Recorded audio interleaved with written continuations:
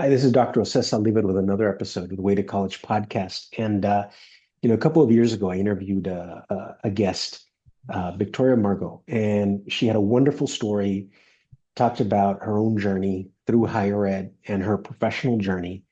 And that connection led me to a bunch of other folks. Today is an extension of that connection, is an extension of that conversation, because I am blessed to have her father actually on this podcast.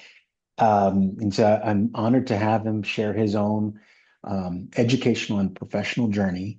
But but what I'm going to do is, as what I always do with my guests, is I'm going to allow him to introduce himself. So, Mr. Margot, would you mind introducing yourself for our guests out there, for our listeners out there? Yes, of course.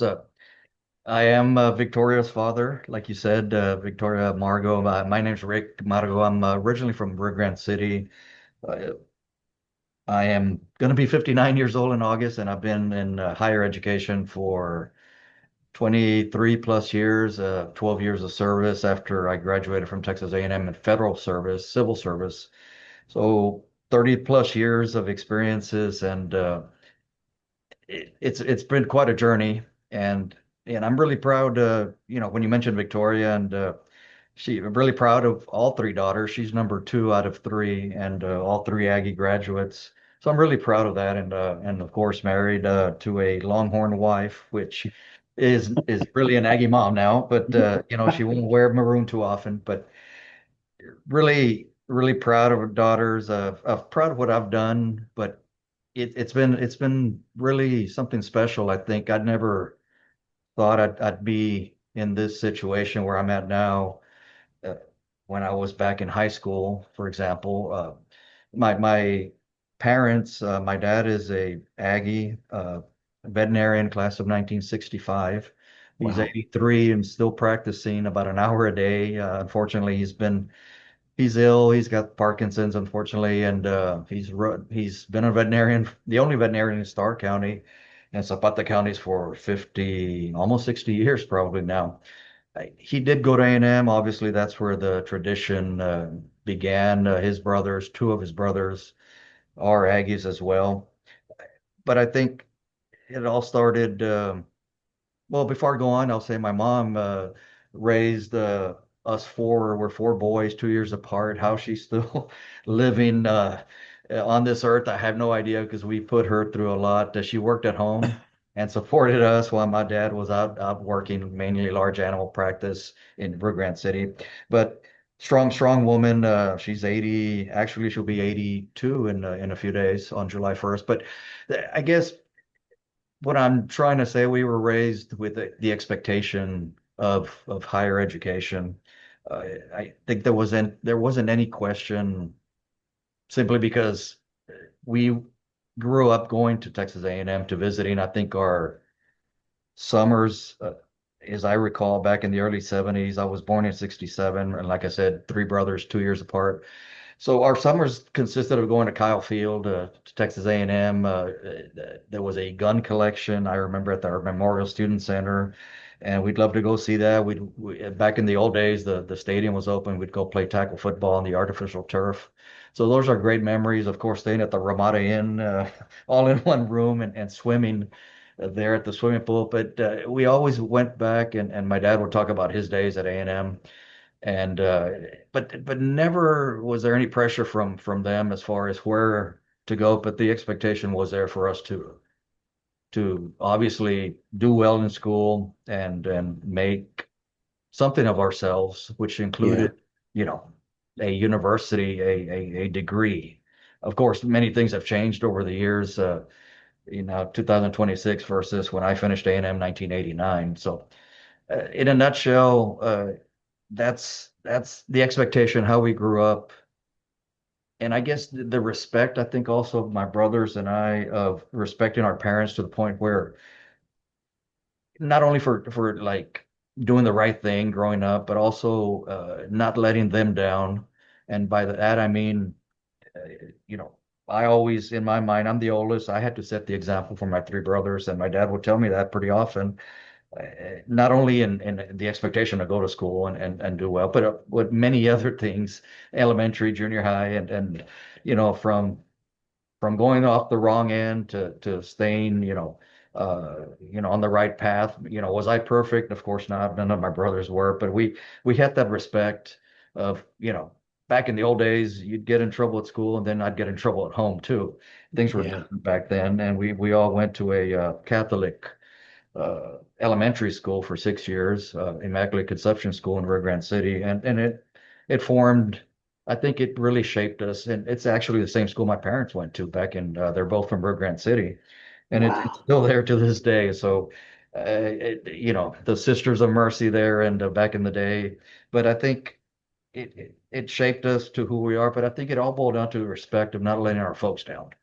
Yeah. If my dad would always say, and I'll never forget, he says, you can go to A&M, you can, whatever you want to do. Of course, that was in my mind, being my dad's an Aggie. We always went and watch football games and listen to it. But he says, you don't have to go to college, but if you're going to be a beach bum, be the best beach bum you can, basically. And I tried to, but knowing deep down that he meant, hey, get something done. And I always had that respect. And I guess I shouldn't call it fear, but the thought of, if he could do it, go to veterinary school and finish in 5 years, the whole program back in the 60s, how could I come back and tell him or not do something, there's no excuse really. Yeah. So that kept myself and my brothers going. A brief history, just the younger two brothers are Aggies, and the second brother,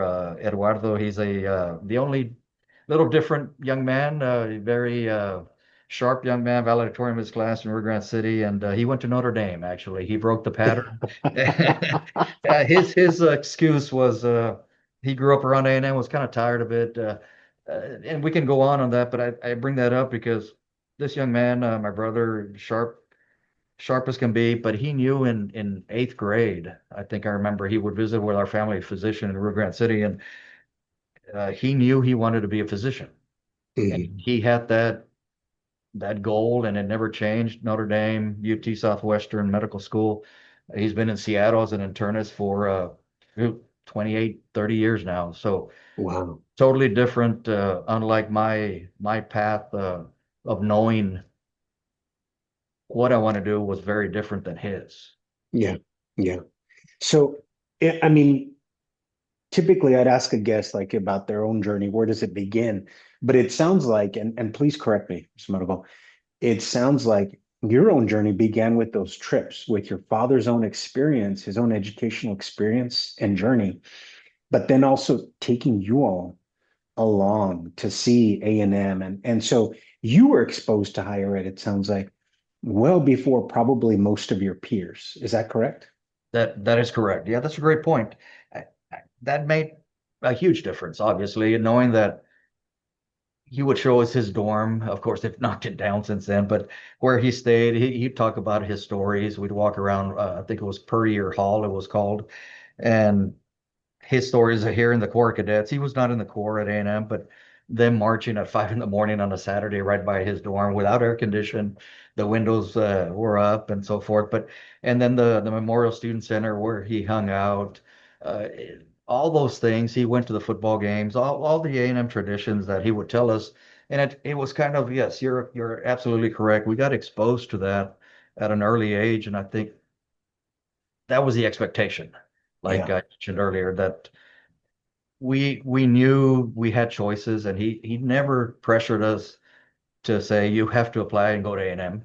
It was a matter of do something, do the best you can with your ability, right? Mhm. And like to say that we're all different, but he never. And I think times were different back then. But the pressure, he exposed us.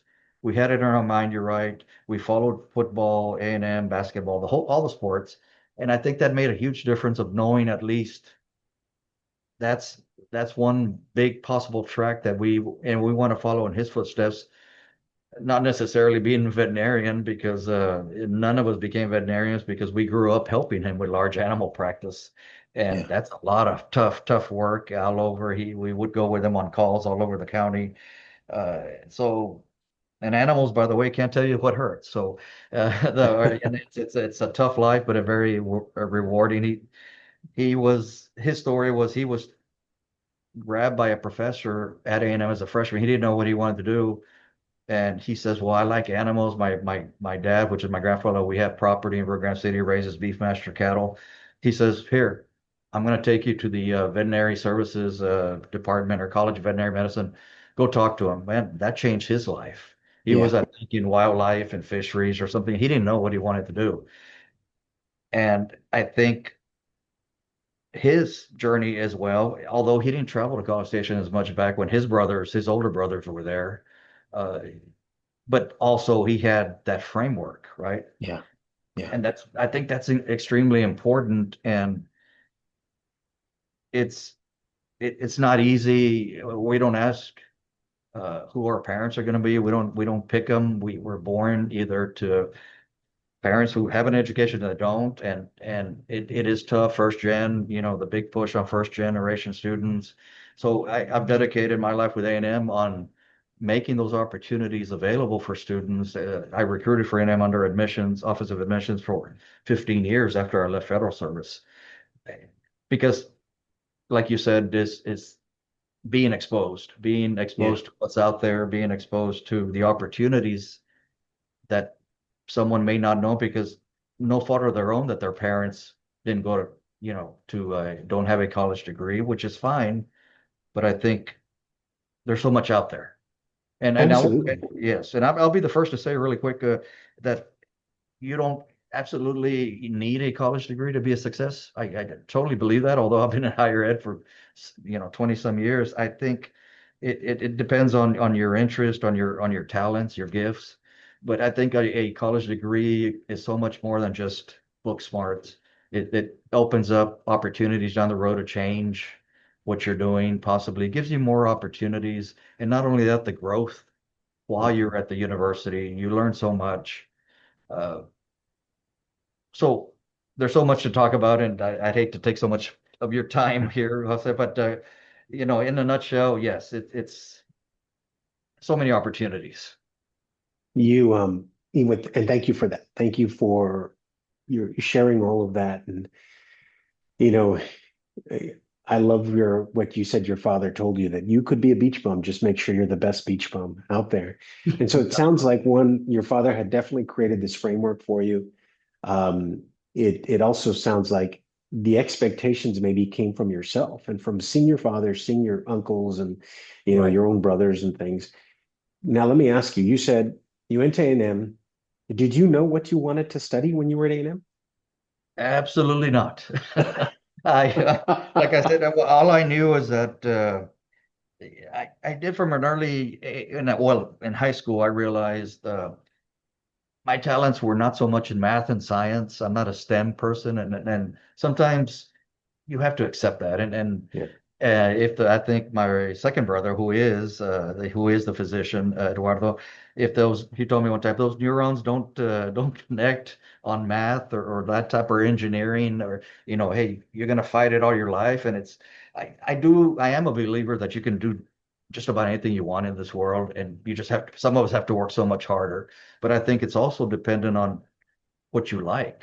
Yeah. You have no passion for science or, or engineering, and you may not be the best math person. It's not going to work out. You're going to be bumping heads. You're going to set yourself up for failure, which is not a good thing. So knowing that, then engineering, science, okay, that's not for me. Then what is? So I went to A&M not knowing. I am, I And I will say right now before going on that to this day, and people laugh at me and students that I mentor and talk to or folks that I still don't know what I really want to do in life. To be totally honest, I'm almost 59 and finished A&M in 89. I have a master's in public health, bachelor's, and where it goes back to what you asked, being in a agricultural family, we own property, about 1,500 acres in Starr County. My dad's been raising his dad and been raising beefmaster cattle. We have a hunting operation, deer, whitetail deer.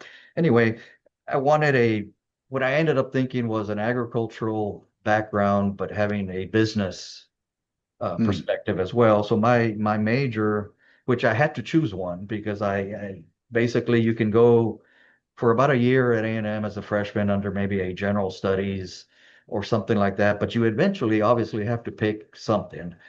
That was my mindset, having a business background, a business degree with an ag background. So I ended up graduating with agricultural economics, agribusiness option at A&M, and which was fine and good. And that's why I did intern and work while at A&M. And then I started with the United States Department of Agriculture, working with farm credit with farmers, ranchers, low income family housing. So I did a lot of that work coming out of A&M, but was it something that I said in growing up, that's what I wanted to do? Heck no. Uh, it was paying the bills.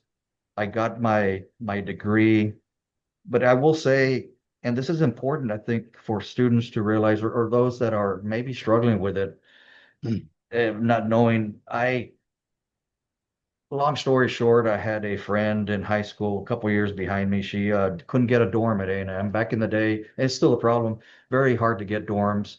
So I was trying to be a hero, and I said, I will take care of it. I'm a sophomore at A&M now, and I'm going to go talk to the vice president of student affairs, who there's a building named after him. So I waited about 2.5 hours. The secretary back in the day was rough. Uh, he says he doesn't have time for undergraduates. He's a busy man, but I could see his boots up on the desk and he was on the phone. Dr. Cold is. Long story short, 2.5 hours waiting. He finally came out of his office and says, "Young man, come in." He gave me, I think, the best advice I've received. Some of the best advice. I told him I was struggling.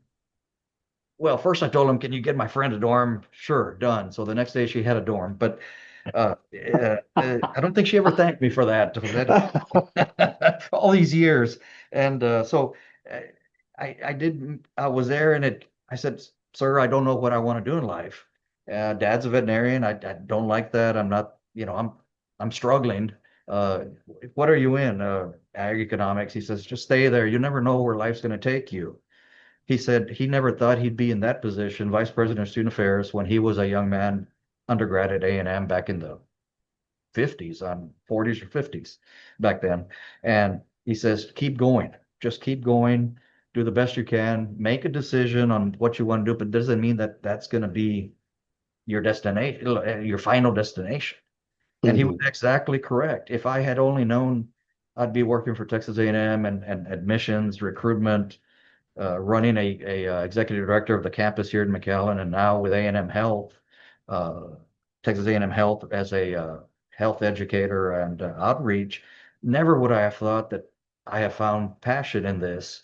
But back then it was like, you know, if I can't figure out what I'm going to do, what am I going to, I'm going to be stuck all my life being unhappy. So that is important. I tell students that all the time is keep going, just keep going. Opportunities will open. You never know where life's going to take you. And I had never forgot that. And he was correct. Have there been bumps in the road? Maybe position jobs after A&M that I really didn't care for, of course. But you hang in there, you do the best you can, and you put yourself in position to do great things. And sometimes that door just opens. And you have to be ready with credentials, but not so much the credentials or degrees. I think it's even though you may not 100% love your job that you're doing or the major or whatever, you still have to produce because someone's watching. You still have to do the best you can because if something does come up, they're going to call that supervisor, they're going to call your professors, and you need a reference, and what are they going to say about you? So what I preach to young students, keep going, but do the best you can because if something opens up different, you've got to have that reputation and background for folks to push you to get you in there. And I think that's what ended up happening with me. And I'm really, really happy it did. And I think I wouldn't do it again. I wouldn't do it over because, it's been fun. It's been fun. It sounds like that's you got some really good advice. And he certainly didn't have to take the time, right? The secretary said he's a busy man, but it sounds like you were at the right in the right place at the right moment to get what you needed to hear. That's correct. Yeah. Almost I'll never forget 3 hours. She says, young man, it was, an older secretary had been there, the gatekeepers. this is pre-cell phone, pre you had to go and they would block them, especially those high up VPs. Back in the day, it was very, very difficult to speak to them, but I didn't give up. I sat there and she said, "Don't you have class?" I said, "No, ma'am, I'm done. I had one class today and I'm doing well in school, ma'am." And yeah, well, whatever. But she says, "You can wait, but he's not going to come out and he doesn't talk to undergrads very well." And I said, "Yes, ma'am," but I was persistent, and for some reason, uh, I was able to hold on, and I think it was more so to try to help my friend, but it ended up helping me so much more. Oh, that's Speaking awesome. to Dr. Coldis, yes, So, Mr. Margo, what came next after A&M for you? Because I want to provide some context because we talk, you're in higher ed, and we talk about whether it's our first gen students, but that transition to college is often really difficult, I think, regardless of a student's background. It's challenging for everybody. We rarely talk about the transition from college to career. And a lot of the folks that I've interviewed have said that was equally as challenging, if not more challenging, because nothing had prepared them for that. So, right. what came next for you, and how did you manage that transition? What that's a great question. As I mentioned earlier, I did have some internship work back in Rio Grande City with the USDA office there, who handled, I think it was called Soil Conservation Service back in the day. And I knew going to A&M, we had a career center, they were very good, but I knew I had to get some experience while at while in college before I graduated, because knowing that without that, well, first, do I actually like that type of work? If you're interning with a agency, hey, maybe I don't want to do this the rest of my life, but I was getting paid. It was a summer. I also interned at a bank, a local bank, and definitely knew I didn't really want to do what I was doing, or be a banker, for example. But those are eye-opening experiences, and it teaches. I think it taught me discipline. Hey, 8 to 5, 1 hour lunch, 15-minute breaks. The usual. I wasn't used to that. When you're an undergrad, you're in high school. I mean, we're really an undergrad. You've got, as you well know, a couple of classes a day and you're free. You basically, no one's telling you to go to class or anything. You're paying for it. So I think that discipline of knowing that you have a supervisor and you've got to produce. I think the hardest part was for me was getting into that routine. But not only that is looking for that initiative at the beginning. I think that's important. And as you come out of the university back in those days with a bachelor's, you realize, okay, I can do this. And you go in there not knowing that you need help no matter what you do. And I tell folks, I tell students now, like I was a hot dog, you think you can do it all by yourself and trying to do all these things. But looking back, if I had only asked my team or my colleagues, let's work, teamwork, and been more open to teamwork and getting help from others, we could accomplish so much more in whatever I was doing. For example, in USDA, I was an assistant director coming out of A&M and in the ag industry, but there was colleagues around in different offices that we could have collaborated and done bigger projects, for example. Just giving an example. So I think not knowing that no thinking that I could have done everything by myself, that's not possible. After so many years of working, you realize that's not the way to do it. That's the hard way. Is trying to do things on your own, not working well with others, and not being known as a team player, for example. It took me a while to figure that out, because you learn from the school of hard knocks, right? And but I will say coming out, if you have a good supervisor, your first one maybe, or whatever, a mentor, that supervisor, like I said, a mentor, if they're very good and they can mentor you, not just tell you what to do, what not to do, that's a huge plus. Because as a young 21, 22-year old, he was probably my age back then, and he did help me quite a bit. And now me being his age, I do realize that a lot of the things he was saying was true, right? Back then, this old man, he doesn't, that's not the way, uh, I'm going to do it my way. I'm out of A&M. I wasn't a show off or arrogant, but at the same time, you realize, what does he know, right? You have to respect. folks with experience because there's nothing that can replace experience in the workforces and in life in general. You can be a 4.0 book smart type of person, but you have to learn sometimes the hard way. And I think if I had to tell youngsters is, well, many things, but I think being open to working as a team, but also hopefully they've gotten some life skills at the university, which I think is huge right now. Uh, and I will say now, if I'm an employer and I'm looking and I have these young 20-some-year-olds applying for positions. For example, we opened a position here, 100 applicants. Uh, they're coming in, they're book smart, but they don't have that experience. They don't have the life skills. So that's going to hurt me, right? I'm going to have to teach that and train them. But then those that come in with life skills that come in knowing certain things, how to word things with not necessarily so much experience, but they have enough experience knowing that they're here to help the company. Mhm. Does that make sense? I think it's, I don't want to hire somebody who's got a 4.0 and knows everything about, X.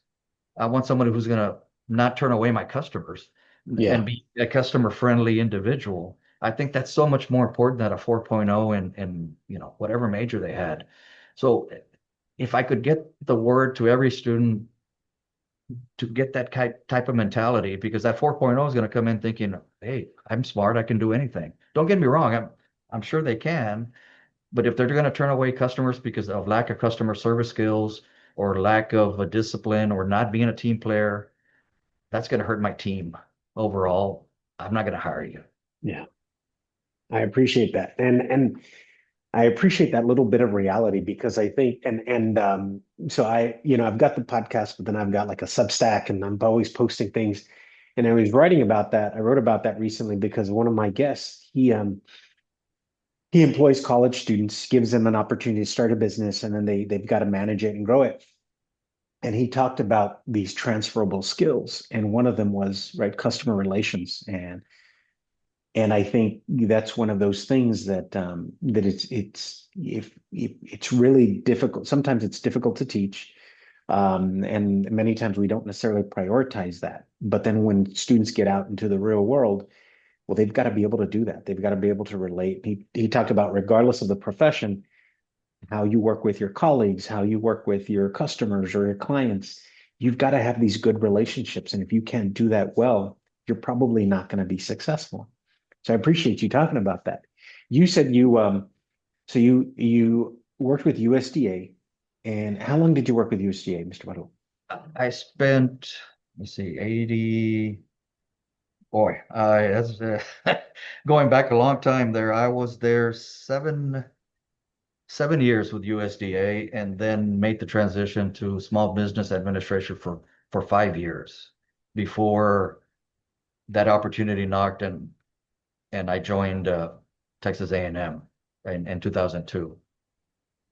Mr. Margo, tell me because at least with your experience, when did you know it was time to transition? Great, great question, Jose. The last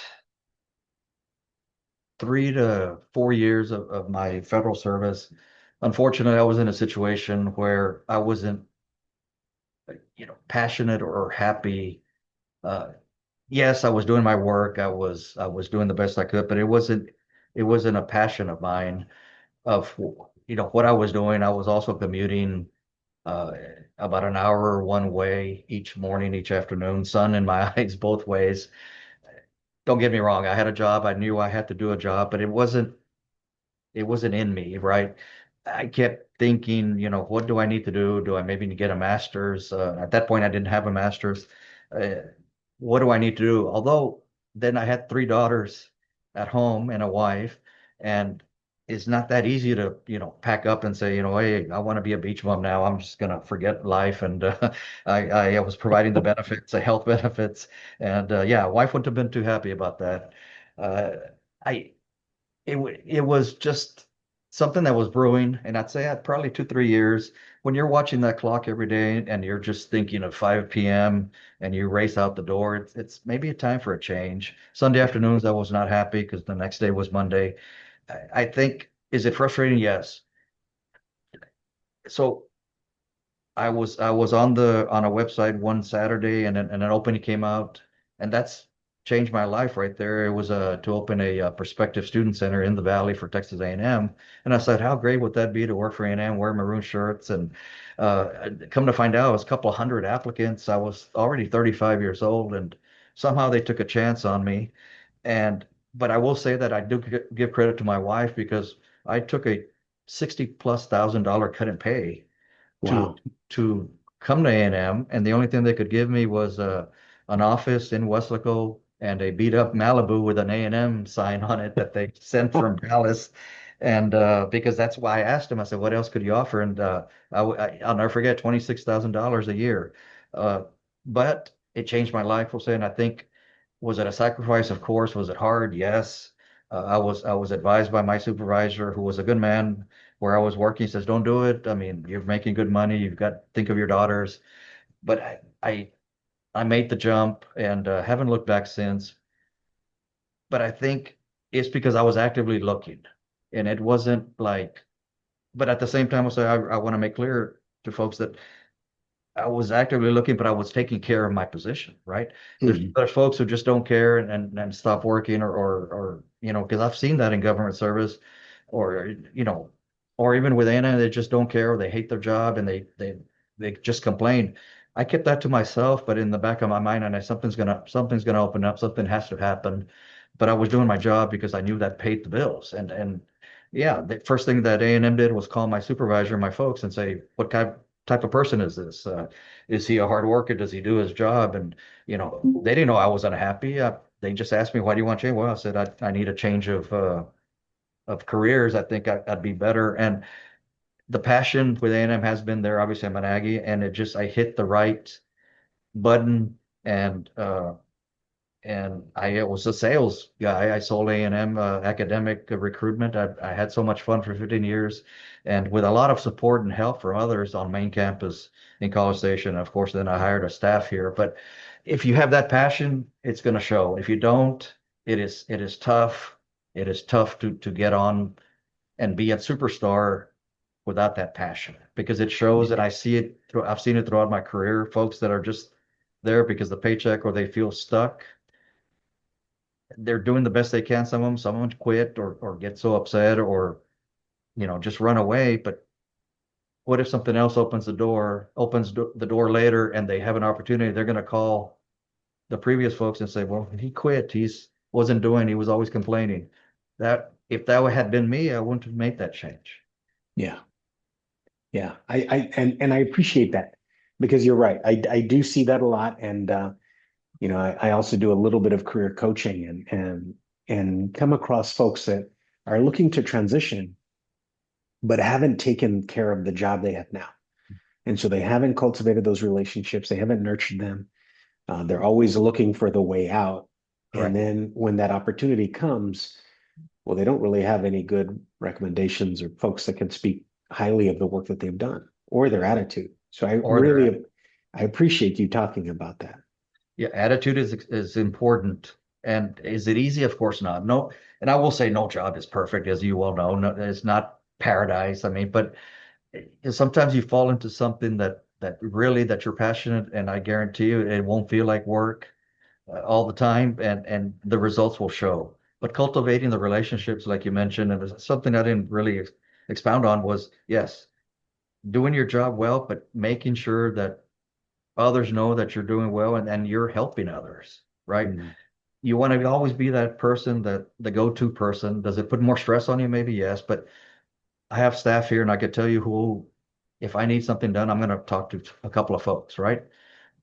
The whole staff's doing well, but I know two people that are the go-to people.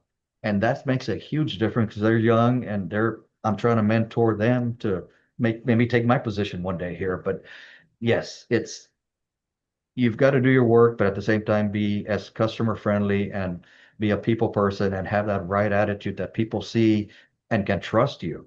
then that opens the doors, whether, you may be looking and that's fine, but they're keeping that same work ethic as best as they can, knowing that, hey, you got to keep positive and think something will happen, something better will happen. It's just going to take time, but do not lose focus of who's paying the bills now. You're still getting paid for a job. You're Hmm. still being counted on. That's important. Mr. Margo, you're still with A&M, though you've transitioned into a new role. Can you tell us about that role? That's correct. 15 years in '02 when I started by myself, recruitment 15 years. In 2017, I was asked, voluntold basically, to be interim director of our new campus here in McAllen, Texas A&M McAllen, up at Tres Lagos, up there in Monte Cristo and Aware, which is really growing. So I became interim director. I was actually the first hire, and we started with 38 engineers. Now they're at 500 plus students. I spent about 9 plus years there. As time went on, I was getting more and more. I was director of operations. Lots of stress. I mean, 24-hour, 24/7 on call for issues with facilities, with custodians, with landscaping. I enjoyed my work. I was also teaching a freshman class. I was a mentor. I was also head of student affairs, which there's a lot, as you well know, in higher ed. It's a monster, and Title IX issues. I mean, you name it. I did the best I can, best I could at that point. I was working hard. A former vice president when I started with A&M, I've known many years. He then transitioned to A&M Health, gave me a call and says, "Would you consider looking into this position? I think you'd be a good fit. It seems like you're getting more gray hair over there in your current position, and I think at some point you realize, you love what you're doing, but maybe you've plateaued. Maybe you can maybe use your strength somewhere else." Long story short, took about eight to 9 months of recruitment. Talked about it. He came, offered me a position to be director of Texas A&M Health, Rio Grande Valley, where we do health education and outreach. So from February 1st of this year, I accepted the position, and I've got almost, I guess, 5 months in, and it's a totally different situation. I'm now directing outreach. I have 14 staff. We do diabetes education and we do medication assistance, dealing with a adult population of probably average age of 55 and up. Uh, totally different than what I was doing. The grays maybe not as strong anymore, but it is. I do really enjoy it. It's a totally different perspective. Uh, Offering more money also helped and make my decision. I'm also 4 blocks from my house. We rent an office here in North 10th and McAllen. I am still under the university, Texas A&M Health Science Center. Uh, but it's a whole different ballgame. I'm doing more outreach and working. But one of the first things I did in February was hired 3 student workers from our campus in McAllen to come work here. Students that I handpicked, that I knew, and they've been a big, big blessing here to the staff. Uh, so that's what I do now. I do miss the campus life and all the activity and stuff, but it's rewarding to know that I have all those memories and all of my contacts. I still get calls from the students, my former student workers, and knowing that maybe, if I made a difference in somebody's life, that's gratifying. Now I see 60-year-olds coming in with diabetes, and we have dietitians and we got staff here who are helping them manage their diabetes by educating them, uh, tracking them. So we have different programs, but it's really gratifying to see that medication assistance gets free medications to those who qualify with little to no insurance, for example. So I think it's just a matter of customer service and making a difference in people's lives. And no matter what you do, could be that beach bum and I could make sure if I had done that back in the day and make sure that beach is clean for people to come, hey, I'm making a difference, right? Yeah. So no matter what you do, I think it's come a long way, but I've realized it's helping others and treating others like I want to be treated, and knowing, elderly parents, they need help. Everyone's got, folks that they know that need help, and the helps here, Texas A&M University is very committed to assisting folks here in many, many ways, not just teaching students at the university here in McAllen, but service to the community, making a difference. Because at the end of the day, that's what we're here for, I think, Yeah. is You making a know, difference. Mr. Margo, you earlier you said that you were still trying to figure out what you wanted to do. And just to reassure you, most of my guests have said the same thing. That regardless of what they're doing, they're still trying to figure this out. But I've got to hand it to you and just really congratulate you because I think, when we're done here with this interview, one of the greatest takeaways that I'm gonna have or leave with is that again, that attitude of if I'm gonna be a beach bum, be the best beach bum. And I Right. think it sounds like you have taken that work ethic, you have taken that attitude to every job, regardless of Right. what the job is. And it sounds like some of those jobs, like you went into really not knowing what was going to be expected. I mean, the executive director, and you're wearing Yes. multiple hats, teaching and leading and guiding and everything, managing, but you do it well and approaching every job with, I want to do the best job that I can, regardless of the job. I think that is That's a tremendous lesson that anybody can take away. I hope when, yeah. upon hearing this. Yeah. Well, thank you. Yeah, that's in a nutshell, also just to summarize that, I think I tell my staff, I've told them for many, many years, is we're customer service reps. We just happen to work for a university because without helping others, having that attitude of help, no matter what you do, if you're a physician, if you're a beach bum, if whatever you are, it doesn't matter. My wife's a pharmacist and is great, has that great reputation of being the one that's going to do the extra thing or look for a coupon or try to help as much as she can. Most, not I'm not gonna stereotype anyone, but folks sometimes just hey, it is what it is, pay. No, you have to have that passion and customer service, and I guarantee you people will come back to you and will remember that because I think that's important in life is having somebody that you know and can trust is going to help you and has your best interest in mind. And as long as I'm getting paid, I think that's the attitude I have is customer service. Don't ever forget that because that's what pays the bills and people will come back. And I've seen it happen for my whole career. The better you treat somebody, the more you do without it being asked, they will come back. Is it hard? Of course, but knowing that you're helping and making a difference, people don't forget that. And people don't forget how you treated them as well. And we all go to stores or restaurants and you get treated bad, I'm not going back, right? Yeah. It's easy to see that. It's easy to treat somebody bad. It's easy. It's hard to make them feel like their family and but once you get that ingrained in your system, and I've taught my daughters too, you've got to think help others because eventually it'll come back to you and it's going to help you and your reputation in life.